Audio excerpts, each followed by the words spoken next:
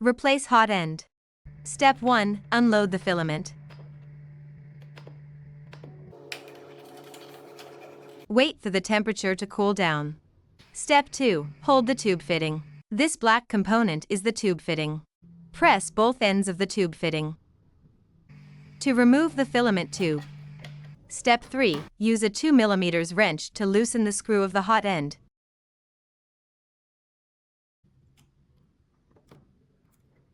Unplug the hot end connector and remove the old hot end.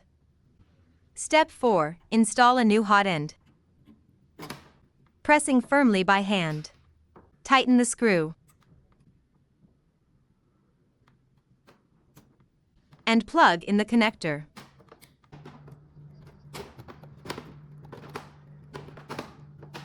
Step 5. Insert the filament tube, ensuring it goes in fully approximately 6 cm deep.